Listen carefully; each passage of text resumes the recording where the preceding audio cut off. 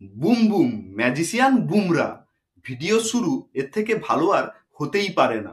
কারণ কলকাতায় এখন সবে ঠান্ডা পড়েছে, সদ্য শীতের প্রথম মরশুম। আর সেই প্রথম মরশুমে ইডেন গার্ডেন্সের দর্শকরা এসেছিল ভারত আর সাউথ আফ্রিকার মধ্যে প্রথম টেস্ট যেটা হচ্ছে ওইটা দেখতে। আর তারা এসে কিন্তু প্রথম ইনিংস দেখেই পুরো পয়সা উসুল করে ফেললো। কারণ প্রথম ইনিংসেই দেখা গেল ম্যাজিশিয়ান বুমরার ম্যাজিক্যাল বোলিং। জসপ্রীত বুমরা কেন তাকে বিশ্বের নাম্বার ওয়ান ফাস্ট বোলার বলা হয় সেটা কিন্তু তিনি আজকের আবার প্রমাণ করলেন। দেখালেন যে তিনিই সেরা। মাত্র 159 রানের মধ্যে সাউথ আফ্রিকার প্রথম ইনিংস পুরোপুরিভাবেই শেষ হয়ে যায়। সৌজন্য জসপ্রীত বুমরার বিধ্বংসী বোলিং। মাত্র 14 ওভার বল করে 5টা মেডেন নিয়ে 27 রান দিয়ে পাঁচটি উইকেট তুলে নিলেন জসপ্রীত বুমরা। মোহাম্মদ সিরাজ তুললেন 2টো উইকেট, আর কুলদীপ যাদব পেলেন 2টো উইকেট, অক্ষর প্যাটেল পেলেন 1টা উইকেট। সুতরাং ভারতীয় বোলিং ব্রিগেডের সামনে দাঁড়াতেই পারল না সাউথ আফ্রিকা টিম।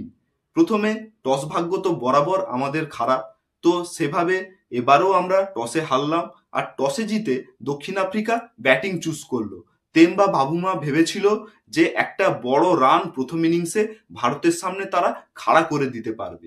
কারণ ইডেন গার্ডেন্সের পিচ কিন্তু বড় রানেরই একটা লক্ষ্যমাত্রার জন্য ঠিকই আছে, কিন্তু বল যেভাবে উপর নিচ করছিল, বাউন্স করছিল, সেখানে জসপ্রীত বুমরার বোলিং এর সামনে কেউ কিন্তু দাঁড়াতেই পারলো না।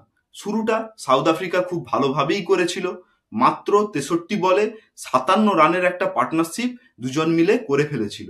অ্যাডিয়াম ম্যাক্রাম আর রিকেলটনের জুটি, তারা কিন্তু প্রথম থেকে মেরে চালিয়ে খেলা শুরু করেছিল, ঠিক যেমন ইংল্যান্ড বাজবল খেলে। কিন্তু সেখানে জসপ্রীত বুমরার একটা আগুনে বোলিং রিকেলটনের উইকেটটা কিন্তু নিয়ে নিল। তারপর আর সাউথ আফ্রিকা ঘুরে দাঁড়াতে পারেনি, কোনো উল্লেখযোগ্য পার্টনারশিপও গড়ে তুলতে তারা পারেনি। তাই জন্য শেষমেশে মাত্র 159 রানে তারা সব উইকেট হারিয়ে ফেলে এবং তাদের প্রথম ইনিংসের শেষ হয়। এরপর ভারত ব্যাট করতে নামছে, কিন্তু ভারতীয় বোলাররা যেভাবে তার পারফরমেন্স দেখালো, যেভাবে জসপ্রীত বুমরা তার পারফরমেন্স করলো, এখনো পর্যন্ত জসপ্রীত বুমরা মাত্র 15টা টেস্ট ম্যাচ খেলেছে, তার মধ্যে 16 বার 5 নিয়েছে।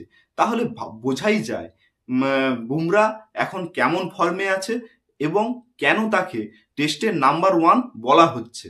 কুলদীপ যাদব 2টো গুরুত্বপূর্ণ উইকেট নিল। মোহাম্মদ সিরাজ তার 10 নম্বর ওভারে একটাই ওভারে দুটো উইকেট নিল। এগুলো কিন্তু ভারতের জন্য একটা পজিটিভ দিক যে তারা বিশ্ব চ্যাম্পিয়ন সাউথ আফ্রিকাকে কিভাবে প্রথম ইনিংসের মধ্যে 159 রানে অল আউট করে দিল।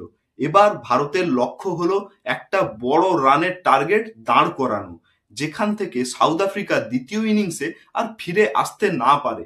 তো বন্ধুরা, আপনাদের কি মনে হয় ভারত প্রথম ইনিংসে কত রান করতে পারে আর সাউথ আফ্রিকাকে কত রানের লিড দিতে পারে, সেটা অবশ্যই আমাদেরকে কমেন্ট করে জানাবেন। এছাড়াও আজকের প্রথম দিনের খেলা শেষ হতে বাকি ছিল।